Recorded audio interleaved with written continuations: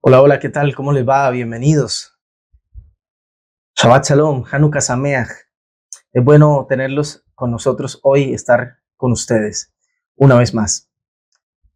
Génesis capítulo 41, versículo 1, es el inicio de nuestra porción, la porción de esta semana, Parashá Miketz, que al traducirlo al español es al cabo, al cabo o al finalizar, por cómo empieza la porción, la Parashá. Dice Génesis 41, 1. Aconteció que pasados 2 años tuvo Faraón un sueño. Ahí por el pasado 2 años o al final de los años, y sucedió que al cabo de 2 años tuvo Faraón un sueño. ¿Al cabo de qué 2 años? Bueno, en la historia, recordemos, José, el hijo de Jacob, José que había estado en Egipto, eh, vendido como esclavo al mando, al servicio a Potifar, que había sido muy buen administrador y todo esto, pero que por, la, por el deseo de la mujer de Potifar y la renuencia de José de ceder a ese deseo, fue mal informado, fue mal acusado de traición, de intento de abuso, y él termina en la cárcel. Bueno, allí se convierte en un tremendo administrador de los asuntos de la cárcel, mano derecha del carcelero, y um, pasado un tiempo, los dos ministros del faraón de Egipto tienen sueños, a saber, el panadero y el copero. Él los interpreta. El sueño para el copero resulta ser muy, muy favorable, no así el del panadero. Y cuando el sueño lleva a la libertad del copero, este le encomienda, José le encomienda al copero, que no se olvide de él, que no se olvide de él cuando esté en libertad y que, bueno, le hable del faraón, que interfiera por su bienestar, por su libertad. Pero pasa que el copero se olvida de José. No sé si les ha pasado, ¿no? Hacemos todo lo posible, le damos todo lo mejor de nosotros a un amigo, a un conocido, a veces hasta a un desconocido. Y cuando ya están bien, cuando sacan la cabeza, cuando logran respirar, cuando la vida los empieza a decir, se olvidan de nosotros, de que alguna vez estuvimos ahí para ellos, les tendimos la mano o lo que sea. Que no le extrañe. Esto es una costumbre muy antigua, así que no tenemos mucho de qué quejarnos. Lo cierto es que este tipo, que había sido traicionado por sus hermanos, que había sido traicionado por la mujer de su jefe y su jefa de alguna manera porque les había servido fielmente en toda esta casa, que ahora había conocido a unos personajes aquí y en un sentido también lo habían traicionado. Ahora, después de que él vio una pequeña luz por donde podía ir su reivindicación, pasan los días y los días y los días y nunca llega a esa reivindicación. Y entonces dice la Torá, y pasados 2 años, Faraón tuvo un sueño. Y bueno, ese sueño significa lo que es el inicio de una nueva vida para José. No lo vamos a ir por ahí hoy. Pero lo que me llama la atención es que uno lee estas historias y es inevitable preguntarse qué es lo que tenían estos tipos. ¿De dónde sacaban esa fuerza para sostenerse de pie pese a que las cosas no salían? Muchas veces no salían para nada como las venían planeando. Nada en la vida de José había salido como lo venía planeando, pero este copero que se encuentra, tiene la oportunidad de demostrar en la cárcel que no era un traicionero como lo acusaban. De hecho, el mismo Potifar no estaba tan seguro de eso, porque si no lo hubieran matado, no lo hubieran enviado a la cárcel. Pero estaba teniendo una posición ya importante delante de por lo menos 3 ministros del faraón, a saber, el carcelero, el copero, el panadero también, pero murió, y el propio Potifar, ¿no? Eh, y ahí tenía esa esperanza y se le cae. Pasan 2 años y no pasa nada. Entonces las cosas no salen como viene uno planeando, incluso como uno esperaría que le salgan a alguien que se supone que se apega a la piedad, y espera una respuesta favorable desde los cielos, como era el caso de José, un hombre que siempre encomendaba su camino a los cielos, un hombre piadoso, un hombre correcto y demás, y que esperaría una respuesta acorde a esto, y no pasaba, no sucedía, salía todo lo contrario. ¿De dónde estos tipos encontraban fuerza para sostenerse? Porque es que cuesta. Esto es un elemento difícil de la vida. La semana pasada, en las clases semanales, las que tenemos durante la semana, clases de los miércoles, estuvimos hablando sobre la dificultad de sobrellevar momentos difíciles en la vida, ¿no? Pero más allá de eso, digamos normal, lo difícil que es este planteamiento. Si ya es difícil vivir la vida por ahí sin confianza, sin un atisbo alguno de esperanza en medio de situaciones de carencia, de necesidad, de pena, de enfermedad o lo que sea, ahora imagínense lo complejo que es cuando por fin te animas a confiar un poco, a guardar aunque sea una dosis mínima de esperanza de que algo va a cambiar y por alguna razón la espera se prolonga, la dificultad se mantiene, las respuestas nunca llegan.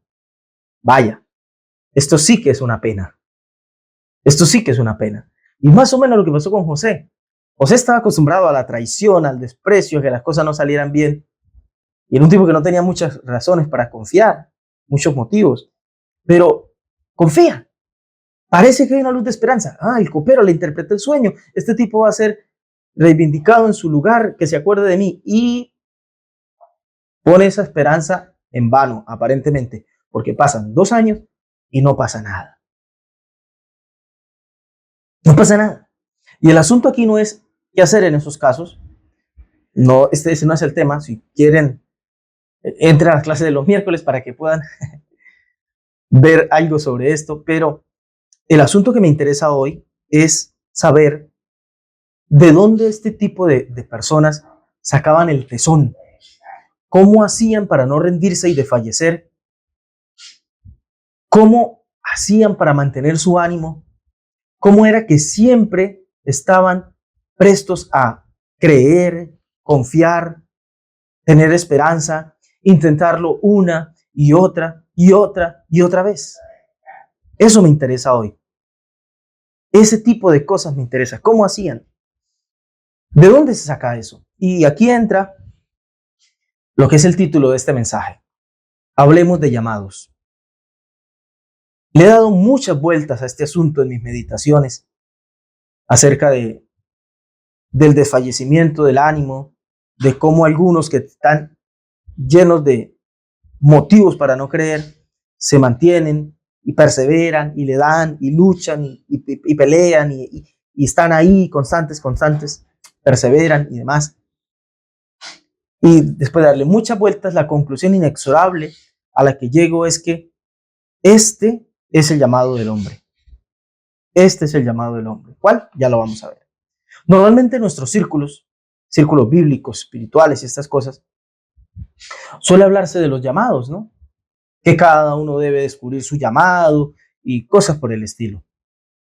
Pero pienso que cualquier tipo de llamado personal, particular, tiene que nacer de este llamado humano, que también se tiene que volver algo muy particular, muy singular,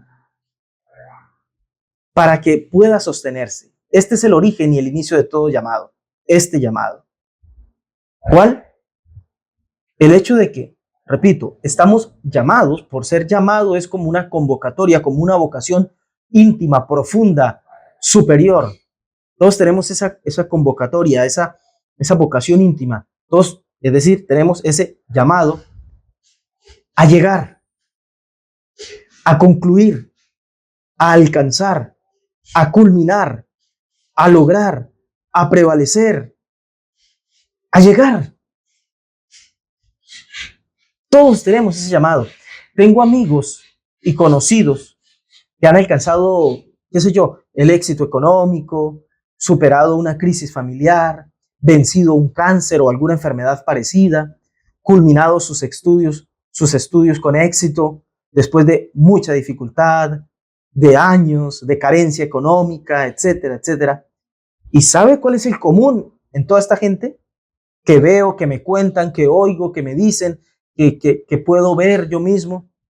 El común que encuentro es este, que no sabían por qué, hasta cuándo o cómo era que funcionaba, pero solo sabían que debían levantarse una y otra vez, pese a todo, y seguirle dando. Es el único común en todo este tipo de personas. El que alcanza el éxito, el que supera una crisis familiar o personal o emocional, el que vence una enfermedad grave, terminal o lo que fuera, el que combina sus estudios, el que logra por fin establecer una empresa a pesar de no tener casi recursos con qué. Este es el único que encuentro como común denominador. Que no sabían por qué, hasta cuándo, cómo funcionaba, pero solo sabían que debían levantarse una y otra vez, pese a todo, y seguirle dando para adelante. De algún lado les venía esa certeza interna de que ese era el camino. ¿Cuál? El de seguirle dando, sin saber mucho más que eso. Algo les hacía sentir que ese era su principal llamado, un aferrarse a la vida, a mantener vivas las cosas, los asuntos, los proyectos. De algún lado sentían esa vocación interna, ese llamado íntimo. Por eso digo, hablemos de llamados. De niño, hablando esto de aferrarnos a mantener vivas las cosas, de niño presencié el suicidio de un señor conocido. Un hombre tenía problemas emocionales, mentales, dificultades en la vida. Yo fui criado a la orilla de un río, entonces se tiró de un puente cercano que había al río. El río iba grandísimo, crecido, turbio, turbulento y de todo. Y no se murió del golpe, en un puente alto. Pero una vez en el agua, ya sabiendo lo que le esperaba, cuando se sintió cansado, ante la proximidad de la muerte, del fin, sus intenciones cambiaron. Un tipo que quería morir empezó a gritar, a pedir auxilio. Y bueno, algunos amigos, compañeros pescadores salieron en sus canoas a tratar de alcanzarle y auxiliarle, pero fue tarde. El señor terminó muriendo. Pero me llama la atención cómo una persona que a priori, o sea, su primera intención era morirse, después ante la realidad de ver la muerte, sus intenciones cambiaron. También el otro día, en estos días, he estado atendiendo a una chica, ayudándole a superar la pérdida de un amigo que decidió quitarse la vida también. Y me contaba la muchacha que atiendo, cómo aquel joven, muy, muy joven, no llegaba ni siquiera a la mayoría de edad todavía, se tomó unas pastillas por aparecer sugerencia de alguien más, buscando en sus redes, encontraron cosas raras, pero encontraron otra cosa. Después, recién se las tomó, empezó a llamar y a pedir ayuda. Uy, acabo de hacer esto, ayúdenme por favor, no quiero morirme, etcétera, etcétera. Porque hay algo fuerte en la vida, hay algo fuerte, hay un llamado íntimo, hay una vocación interna que nos lleva a pegarnos a la vida. Nada es tan fuerte como el deseo de vivir. Incluso en los que contemplan la posibilidad de la muerte, nada es tan fuerte como el deseo de vivir. Es un llamado íntimo, es una vocación interna que a veces apagamos, que a veces ahogamos con nuestras cosas, pensamientos, emociones, distracciones y demás. Pero allá hay una vocación interna por aferrarnos a la vida, a mantenernos vivos y a mantener vivas las cosas que nos atañen. Abundan los casos que se cuentan por ahí de gente que ha logrado lo imposible por mantener vivo algo o a alguien. Se sabe de madres flaquitas que no andan rondando por ahí los 50 y pico de kilos y han podido mover autos que pesan toneladas por salvar a un niño en medio de un accidente económico, de un accidente, perdonen, de un accidente automovilístico. ¿Dónde me salió esa palabra? En fin, en medio de un accidente automovilístico. Hoy han quedado ahí atrapados y hasta lo sobrenatural se pone en marcha. Porque el deseo de vivir, de hacer vivir a su hijo, el apego por la vida, hace que surjan fuerzas reservadas del ser humano. Y como les digo, madres flaquitas de 50 y tantos kilos levantan autos que pesan como mínimo una tonelada y media. ¿Cómo funciona? Es increíble. Hablemos de llamados, ese llamado interno. Y saben que este es el más natural llamado del hombre. Es el más natural llamado del hombre. No es la puesta en marcha de una cosa muy extraña, de algo muy singular, de algo muy particular, digamos, de algunos cuantos, o que sucede muy, muy poco. Es el más natural llamado del hombre. Le dice la filosofía a Boecio, en aquella inmortal casi obra de Consuelo de la Filosofía. Le dice, cito, ¿cuántas formas presentan los animales de la tierra? Algunos tienen cuerpos alargados, abren camino arrastrándose por el polvo. Otros se revolotean ligeros surcando el aire y ascienden hasta lo alto del cielo. Los hay que hunden sus patas en la tierra y avanzan paso a paso por las praderas o los bosques. Mas, pese a ser distintos, todos inclinan la cabeza hacia el suelo y así se embotan sus sentidos. Solo la especie humana, que yergue el cuerpo y alza la cabeza, ve el suelo desde arriba. Esta imagen revela, salvo a quien ha perdido la razón y sigue pegado a la tierra, que los hombres aspiran a alzar los ojos para contemplar el cielo y elevar su alma. De otro modo, indigna de un cuerpo que tanto se ha alzado. Imperdible, ¿verdad? Tremendo esto. Resumido en una sola frase, nuestro destino son las alturas.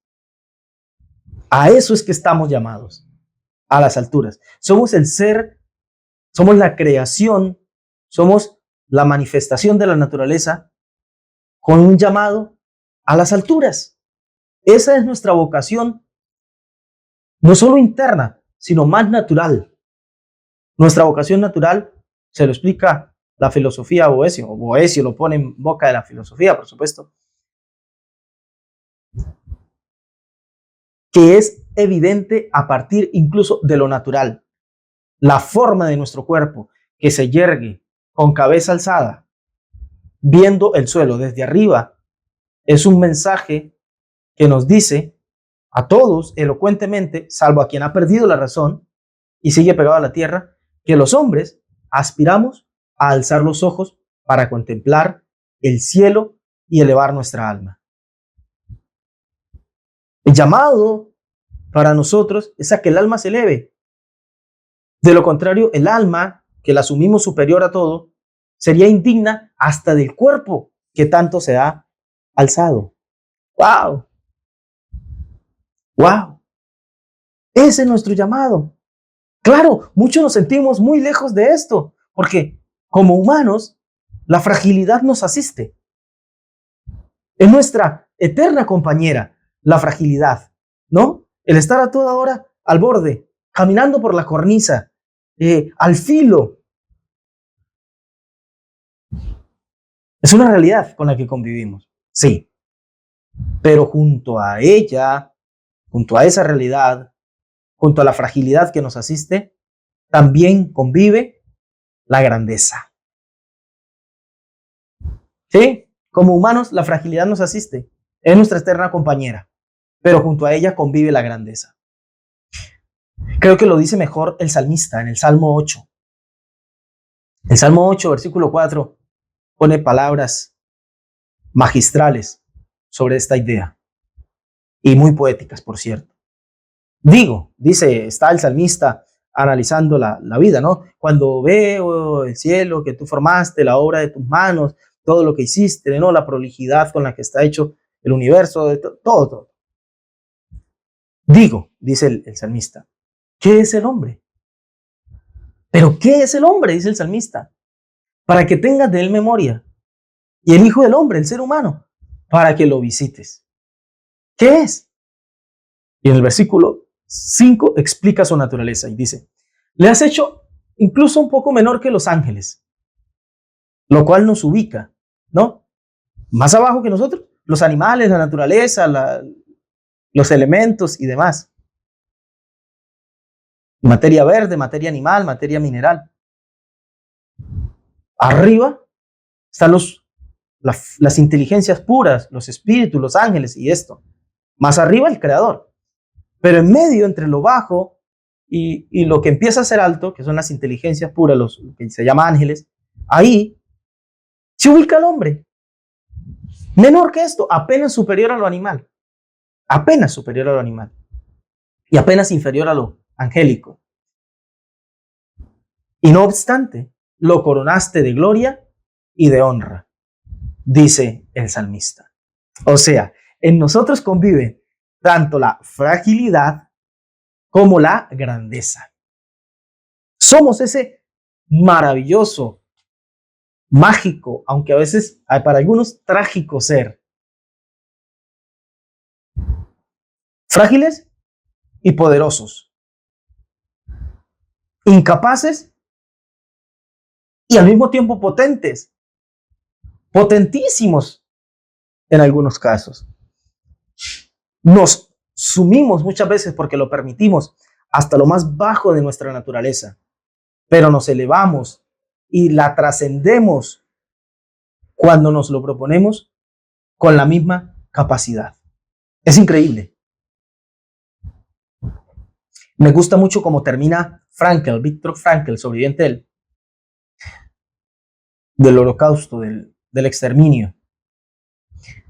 Como termina él su obra, El hombre en busca de sentido, es magistral. Y él dice allí acerca del ser humano, de qué es el ser humano. Y dice, el hombre es ese ser capaz de inventar las cámaras de gas de Auschwitz. Pero también es el ser que ha entrado en esas mismas cámaras con la cabeza erguida y el Padre Nuestro o el Shema Israel en los labios.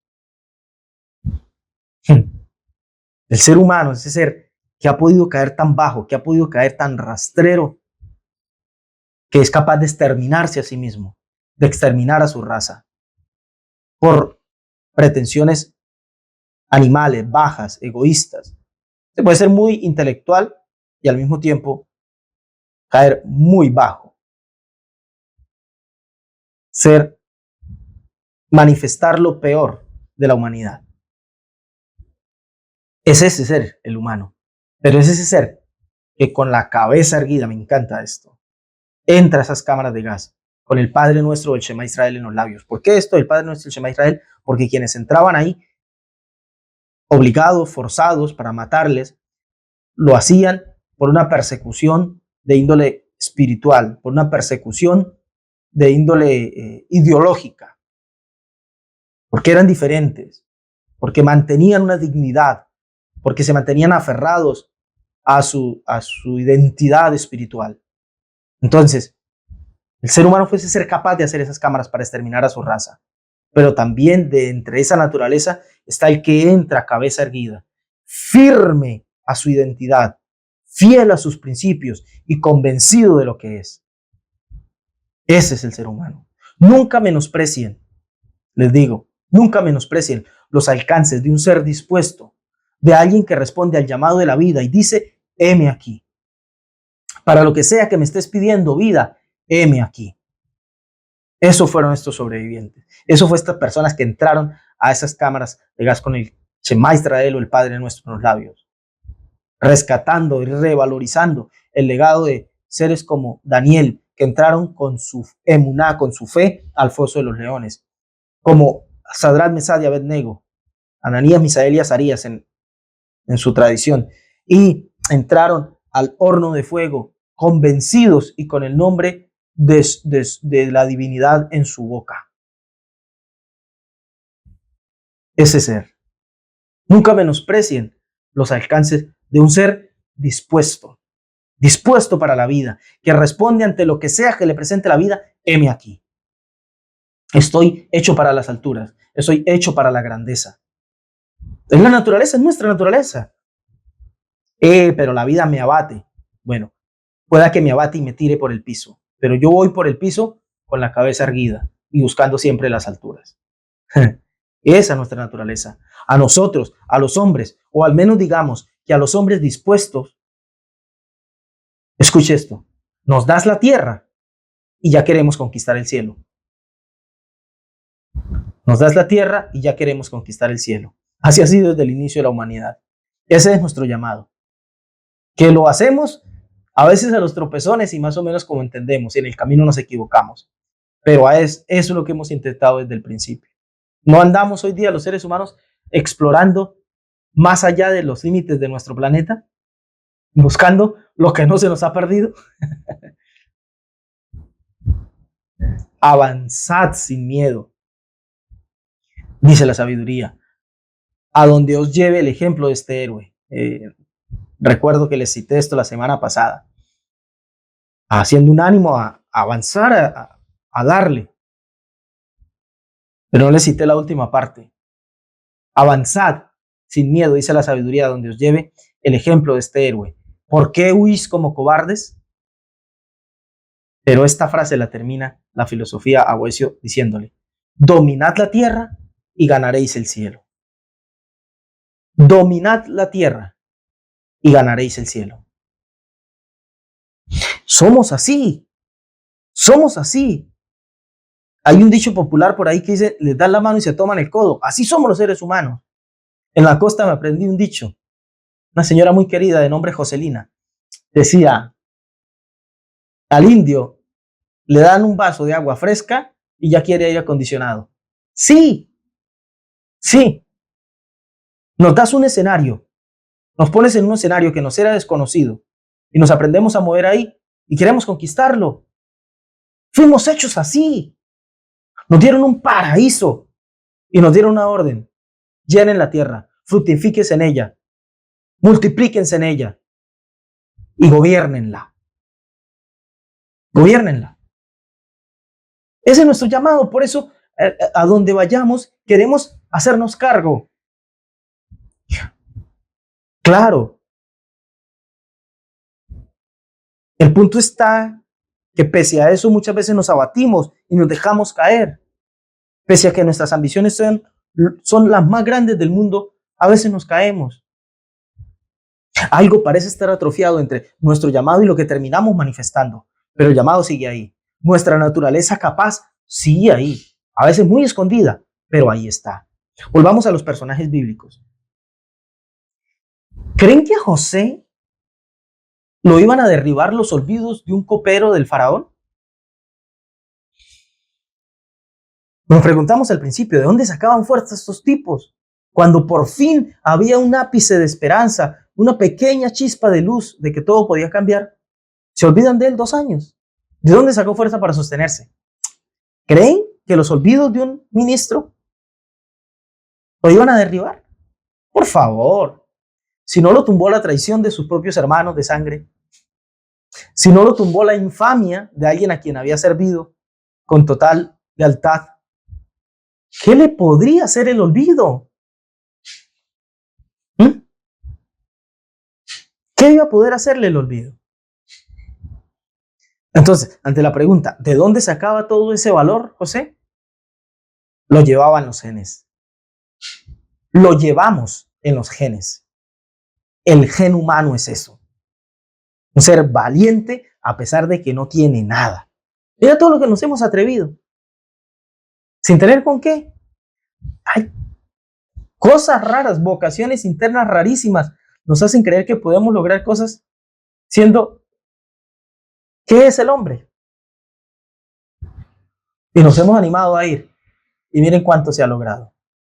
Con razón decía Sófocles. El antiguo, el clásico, Sófocles. Muchas cosas enormes hay, pero nada más enorme que el hombre. ¿Se acuerdan de Jacob, el padre de José? Ya que hablamos de José, lo llevaban los genes.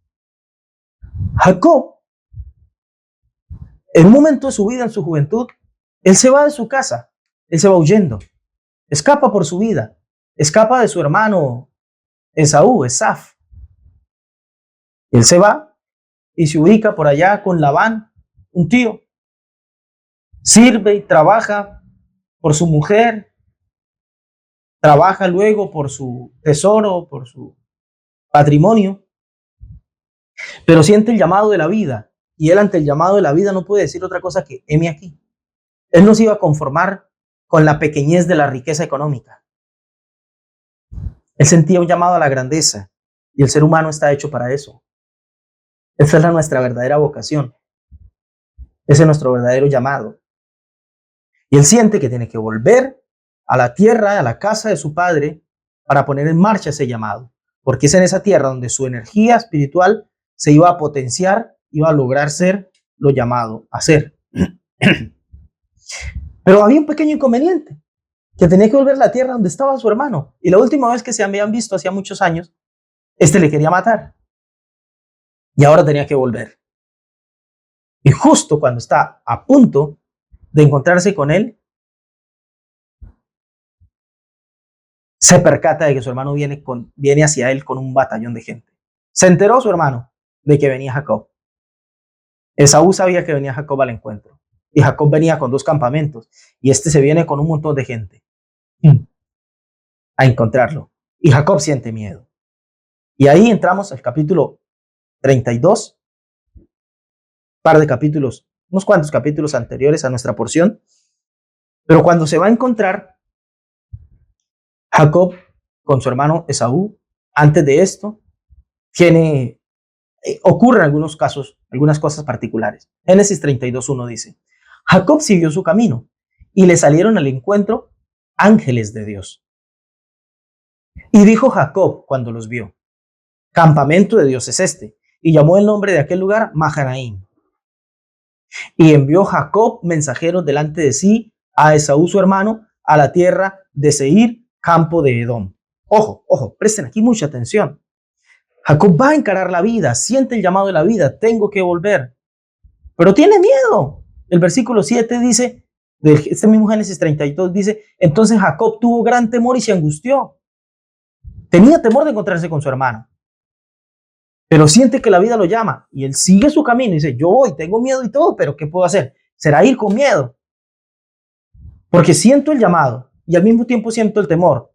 Una de las dos cosas tengo que combatir. O combato mi llamado y me quedo aquí en la seguridad de no hacer nada, o combato el temor y sigo mi vocación interna, mi llamada.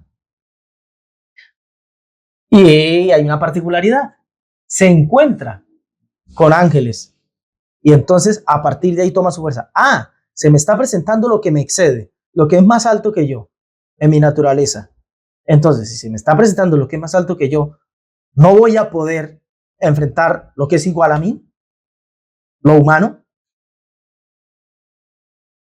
Y entonces tuvo gran temor y se angustió, dice el versículo 7. Pero ese mismo versículo dice: y distribuyó el pueblo que tenía consigo, y las ovejas y las vacas y los camellos, en 2 campamentos. O sea, tengo temor, pero me organizo. Estoy lleno de miedo, pero me organizo para la guerra. Si hay que pelear, se pelea. Y él se prepara y dice: bueno, yo voy a esto. Estoy diciéndole sí a la vida. Hasta ángeles se me presentan. ¿Y sabe qué dijimos ahorita? ¿Qué les dije? Al hombre le das la tierra y quiere conquistar el cielo. Aquí a Jacob se le plantea la pelea con lo humano, se le presentan los ángeles y ya se atreve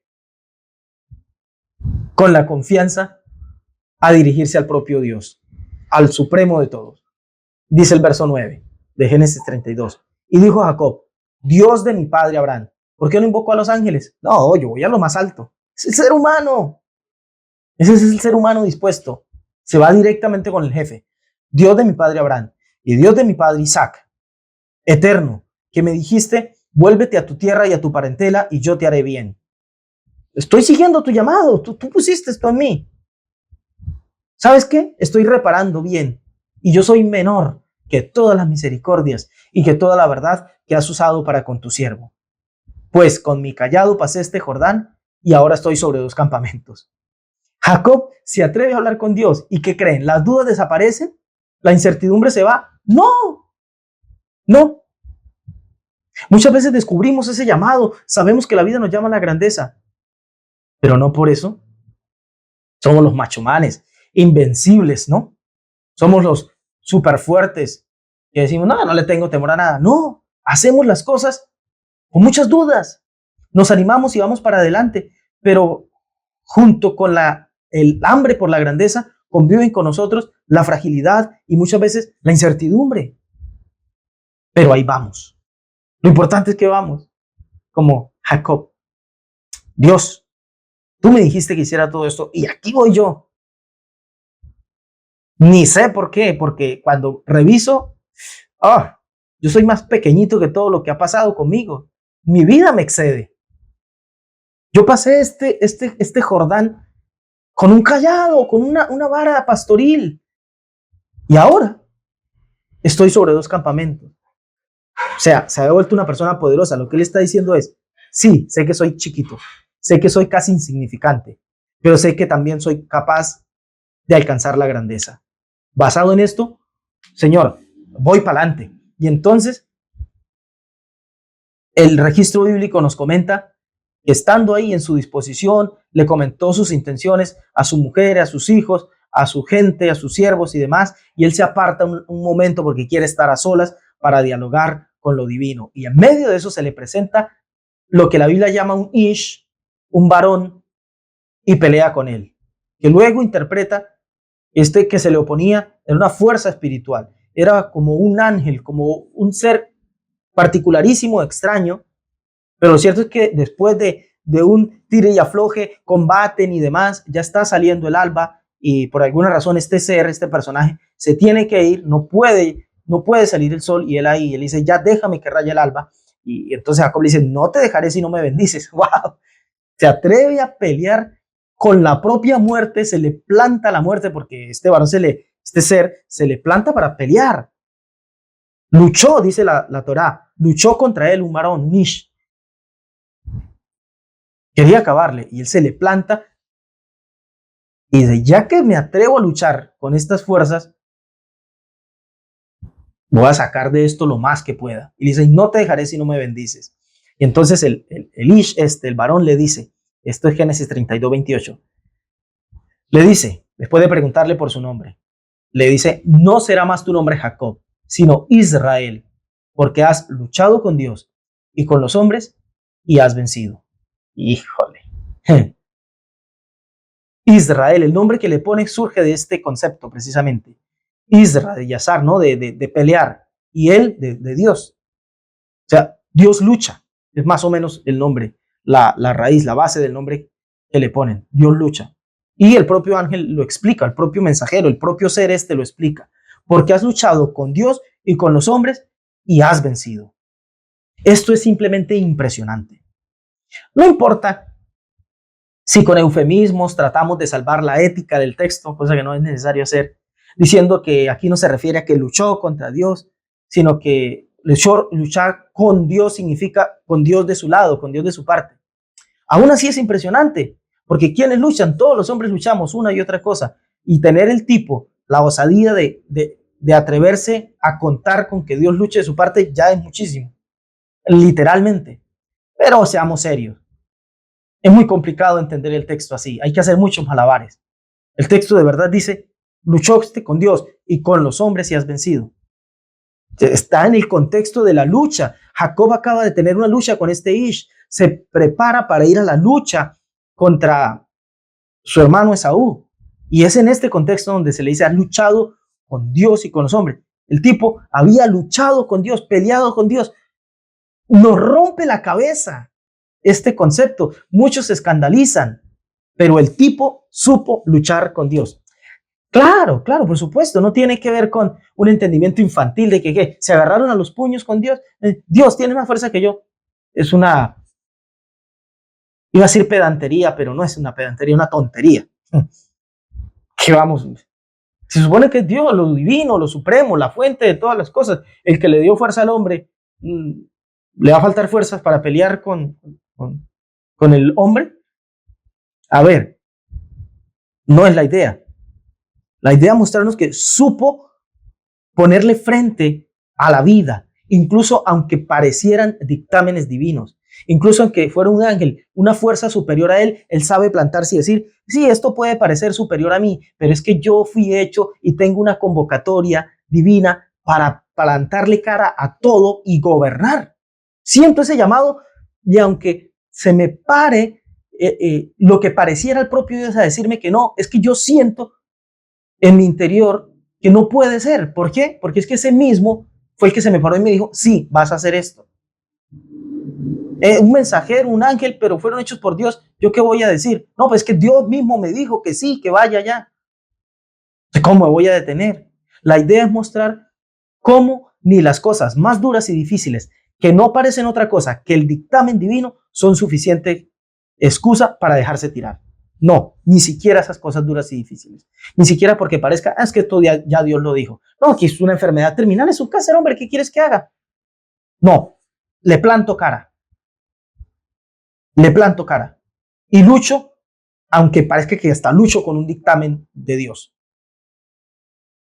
La historia de los hombres y mujeres que han cambiado todo, que han cambiado la historia, que han cambiado la humanidad, son de esos seres que se plantan a decir, no, voy a luchar, aunque hayan dictámenes divinos. ¿Se acuerdan de un rey al que un profeta es enviado para darle la noticia que se va a morir?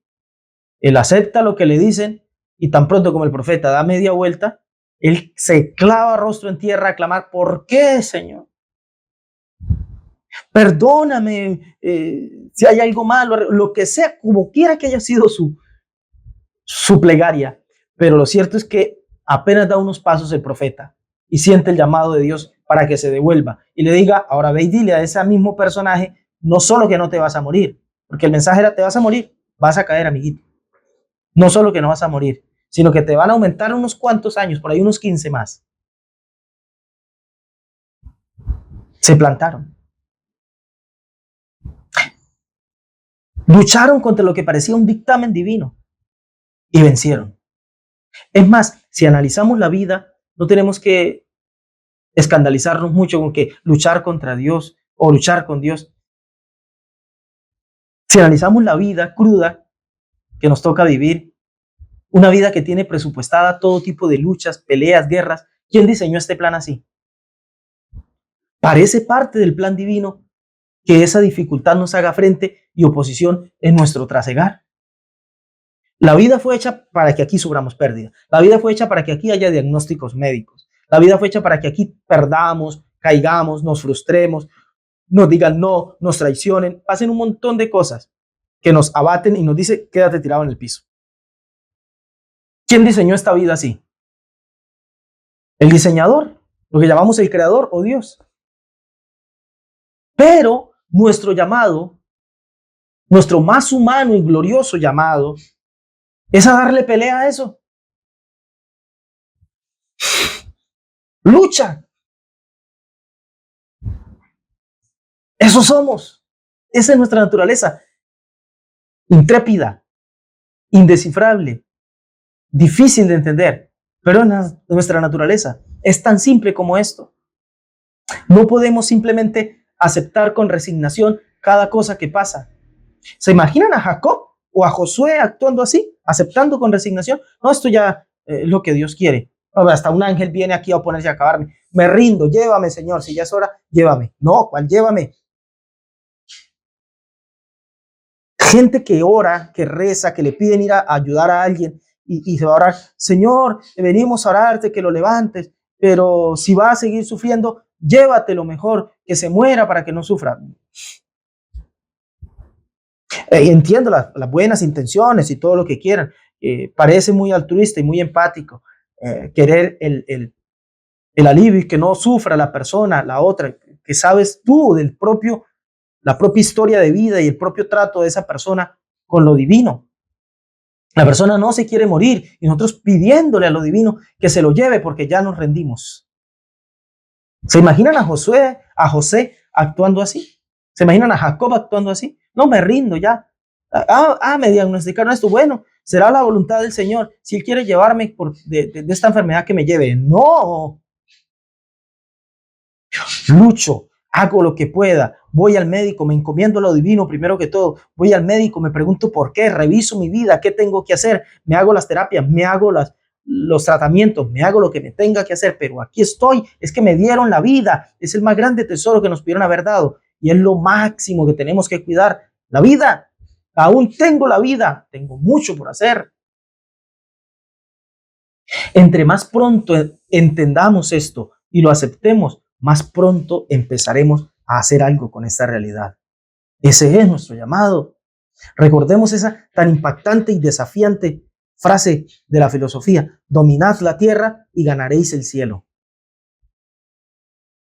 ¿Cómo aspiramos? No, ya me voy a una vida mejor. Domina la tierra, domina esta vida para que puedas aspirar a una vida trascendente, más grande, más potente, poderosa, etcétera, etcétera, etcétera. Domina esta vida, no renuncies a ella. Aspiras a una vida por venir, a una vida futura, a una vida eterna. ¿Y qué haces con esta vida temporal?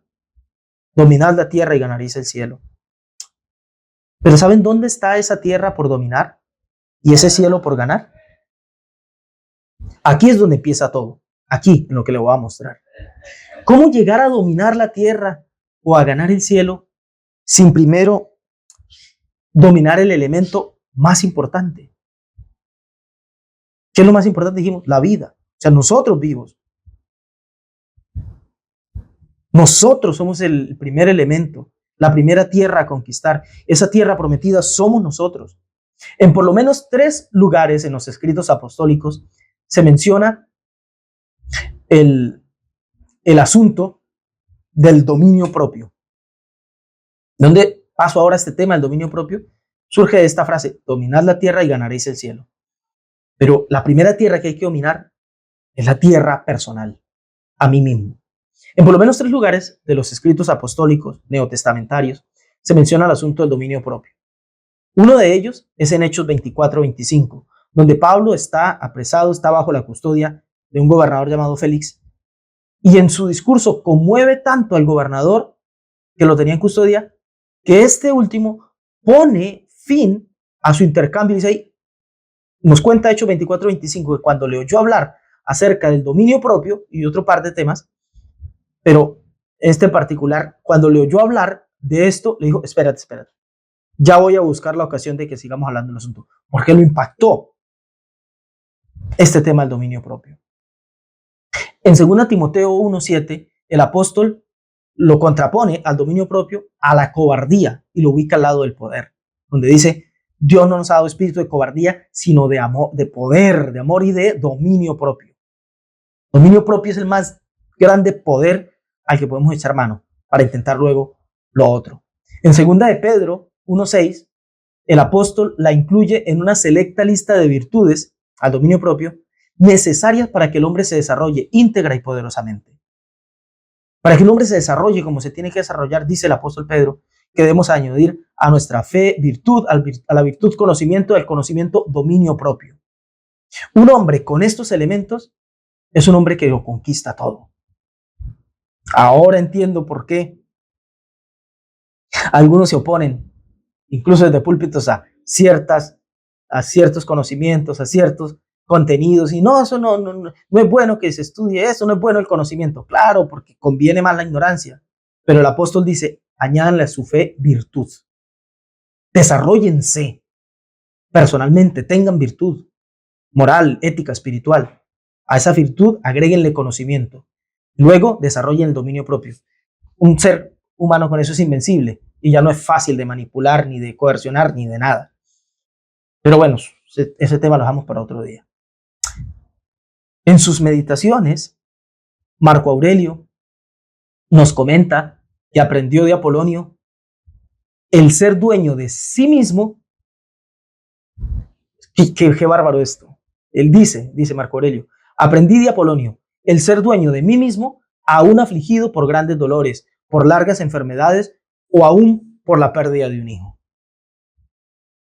O sea, lo que esto significa: un hombre que toma control de su vida, un hombre que trata de ejercer dominio de sus circunstancias y no que se deja llevar de sus circunstancias, es un hombre que empieza a entender de qué se trata la vida.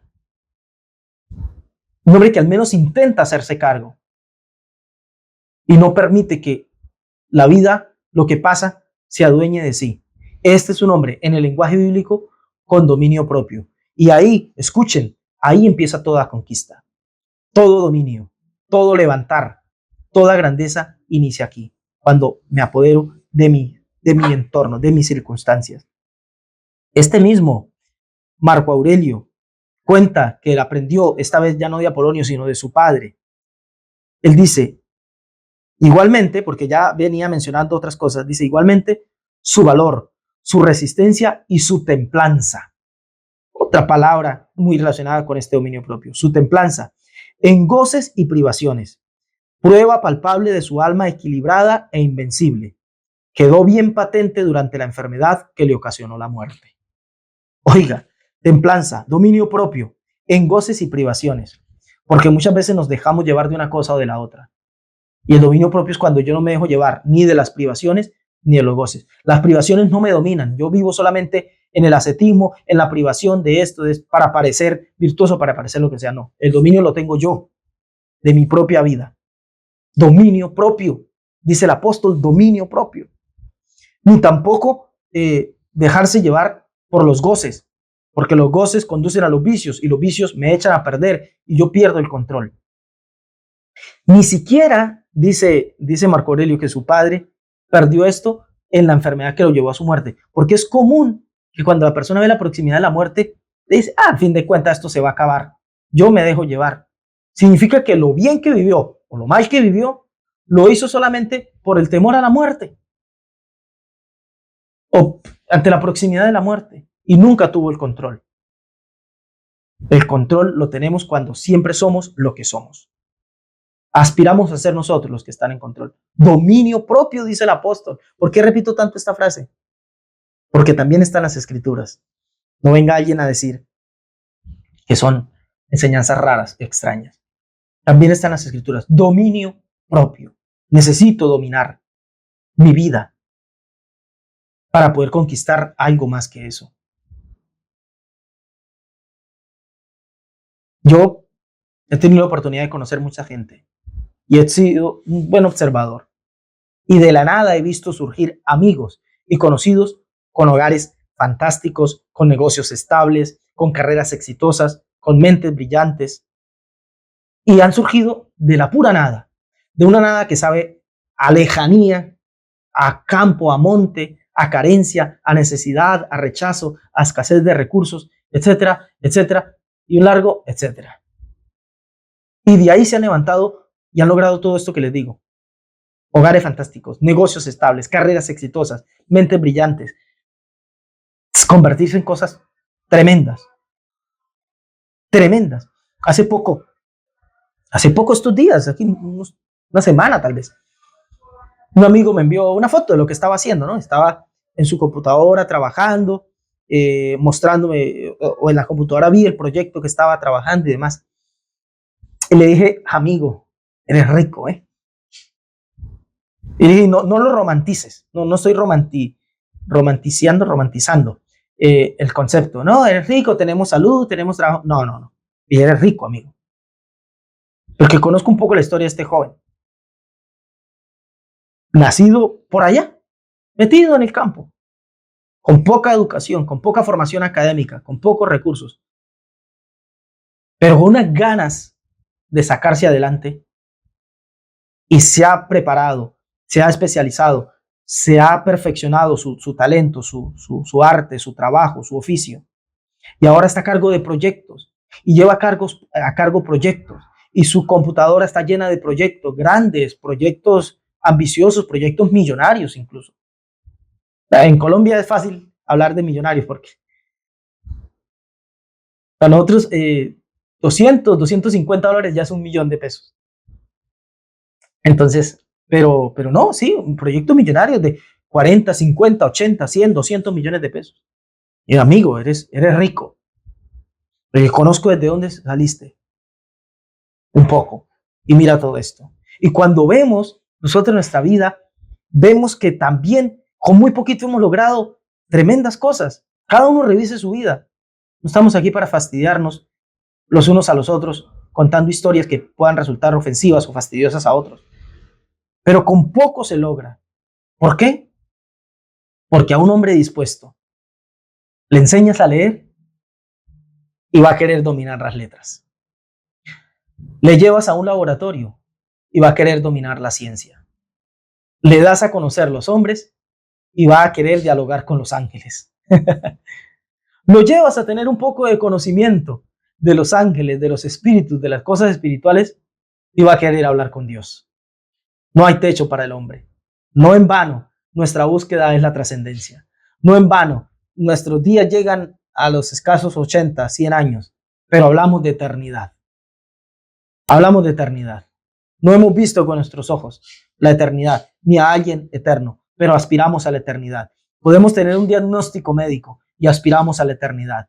Hay una entrevista fascinante que le hacen a Borges y en un apartado muy chiquitito, él habla un poco acerca del concepto de la eternidad. Y dice, quizá no sea solamente un invento de los metafísicos, de los místicos, de los teólogos, de los espirituales o de los poetas.